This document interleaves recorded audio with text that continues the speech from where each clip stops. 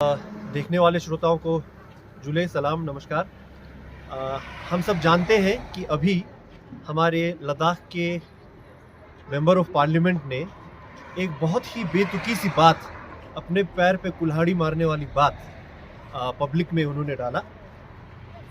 Apex body ले और Kargil democratic alliance की इस यूनिटी को उन्होंने तोड़ने की कोशिश की, ये कह के कि आप लोग गिलगित बल्तिस्तान के मुद्दे को, लद्दाख का हिस्सा है उस मुद्दे को, आप लोग उसमें हामी कैसे भर रहे हैं करके। उसमें मैं धन्यवाद कहना चाहूँगा हमारे नेता, लद्दाख के नेता कात सिरिंग, एपेक्स बॉडी के वाइस चेयरमैन और एलबीए के भी रिप्रेजेंटेटिव हैं। उन्होंने बहुत अच्छे तरीके से जवाब दिया कि आप हमारे भारत के एक हिस्से को हमारा नहीं है ये कैसे कह रहे हैं। आपकी सरकार, अमित शाह जी, राजनाथ सिंह जी पूरे भारत के सामने ये कह रहे हैं कि गिलगित बल्तिस्तान को हम ला के रहेंगे। और लाने की बात छोड़िए, वो तो हमेशा से हमारे मैप का हिस्सा रहा है, हमेशा से हमारा पार्ट था भारत का। तो आप अभी सिर्फ अपनी कुर्सी बचाने के लिए, लद्दाख में फूट की राजनीति डालने के लिए आप इस तरह की बात कैसे कर सकते हैं। मुझे समझ में नहीं आ रहा है कि आप दिमाग लगा रहे हैं कि या बस हड़बड़ी में आप कुछ भी बोले जा रहे हैं। पहली बात। दूसरी बात, आप सब लोग, आज आपके हाथ में मोबाइल है, आप लोग जाइए Jammu and Kashmir reorganisation act को आप निकालिए। उसमें पॉइंट नंबर 14 में, सब पॉइंट नंबर 4 में, उसके भी सब पॉइंट ए को आप पढ़िए। उसमें लिखा हुआ है कि 24 seats shall remain vacant in the assembly of Jammu and Kashmir।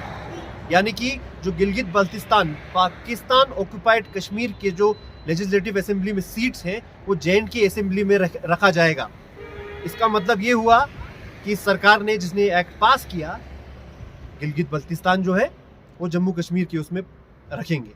लेकिन उसी सरकार ने सर्वे ऑफ इंडिया का जो मैप है, surveyofIndia.gov.in पे जाके मैप्स, स्टेट्स का जो लिस्ट है जिसमें मैप्स दिखता है, उसको आप खोल के देखिए।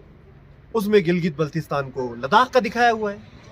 आप लोगों को पता भी है आप लोग कर क्या रहे हैं, या आप लोग बस राजनीति करने के लिए हड़बड़ी में सब कुछ निकाल रहे हैं। पार्लियामेंट को मजाक बना के रखा है आपने। उससे भी बड़ी बात, आप ही के मेंबर ऑफ पार्लियामेंट ने आप लोगों का मजाक बना के रखा है, अमित शाह जी का, राजनाथ सिंह जी का, मोदी साहब का। आप लोग जो कह रहे हैं उसका उल्टा वो लद्दाख में कह रहे हैं, सिर्फ अपनी कुर्सी बचाने के लिए। जब पूरा लद्दाख उनके खिलाफ हो रहा है तो हिंदू मुस्लिम ले कारगिल में फूट डालने के लिए वो कुछ भी कह रहे हैं। शर्म आनी चाहिए। मैं हमारे एमपी कुर्सी का मैं इज्जत करता हूं, लेकिन जो आदमी उस कुर्सी पे अभी बैठे हुए हैं वो हम सब की नाक कटवा रहे हैं। वो शर्म की बात है। आपको अगर नहीं पता है, आप पार्लियामेंट में मेंबर हैं, आपको दिख रहा है, आपके सामने एक्ट पास हो रहा है, आपको पढ़ना चाहिए था कि जो सब क्लॉज 4 है पॉइंट 14 का, उसमें ए पार्ट है, उसमें लिखा हुआ है कि जम्मू कश्मीर में सीट वेकेंट रखा जाएगा। और यहाँ मैप में जो है, पॉलिटिकल मैप में, उसमें लद्दाख में दिखा रहे हैं। आपको बोलना चाहिए था। आपके मुंह से आग निकलता है जब आपको कश्मीर को गाली देनी होती है, तो जब लद्दाख की हित की बात करनी होती है आप नहीं करते हैं। आपने अगर हिस्ट्री पढ़ी हो तो आपको पता होगा कि डोगरा साम्राज्य जब लद्दाख में आया था, उस समय गिलगित जो है वो जम्मू कश्मीर का पार्ट था। स्कर्दू एक तहसील था लद्दाख में, लेकिन गिलगित बल्तिस्तान जम्मू कश्मीर का एक अलग वो हिस्सा था। तो आपने देखा कि मैप में तो लद्दाख में दिखा रहे हैं, तो ये मौका था आपको चिल्लाने का। तब क्यों नहीं चिल्लाया आपने? अभी अपने लोगों को सवाल पूछ रहे हैं आप, अपने उन लोगों को जो आप ही की सरकार को, जो भारत की सोवरेनिटी को रिस्पेक्ट करते हुए कह रहे हैं कि गिलगित बल्तिस्तान जो है इंडिया का पार्ट है, उनको आप सवाल पूछ रहे हैं।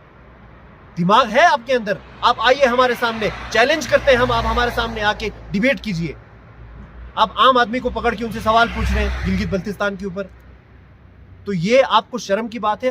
मैं आप लोगों के माध्यम से ये भारत सरकार तक पहुंचाना चाहता हूं। और सबसे जरूरी बात, एक और चीज पे जहां ये फूट डालने की कोशिश कर रहे हैं, जो हमारे ज़ांस्कर और नुब्रा का जो डिस्ट्रिक्ट का इशू है, उसको भी ये लोग अभी उठा रहे हैं। उसमें हमें जो खबर मिली है उसके हिसाब से मैं ज़ांस्कर और नुब्रा के हमारे लोगों से ये विनती करना चाहता हूँ, आप लोग आंखें खोलिए।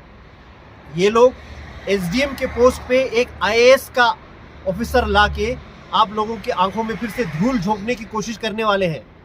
जब तक आप लोगों को एक एक डिपार्टमेंट का एक एक हेड नहीं मिलेगा, जब तक आपके वहाँ एसएसपी नहीं आएगा, एसपी और डीसी ऑफिस नहीं बनेगा, तब तक आप लोगों को नहीं मानना चाहिए। 2 इलेक्शंस पहले ये लोग इसी वादे पे निकाल चुके हैं, 2 बार आप लोगों के आंखों में धूल झोंक चुके हैं। अब तीसरा इलेक्शन भी यही करके एक आप लोगों को बिना सिर पैर का डिस्ट्रिक्ट देके आप लोगों की आंखों में फिर से धूल झोंकने का, आपको गुमराह करने की कोशिश कर रहे हैं। तो एमपी साहब को मैं चैलेंज करता हूं, आप ओपन में आइए, हमारे साथ डिबेट कीजिए। आप जाके ट्यूशन और बच्चों के मुद्दों में, आप यहाँ पे वहाँ जाके वहाँ के इवेंट्स में जाके आप लोग फालतू बातें कर रहे हैं। हम लोगों के सामने आइए, आमने सामने आके बात कीजिए। धन्यवाद।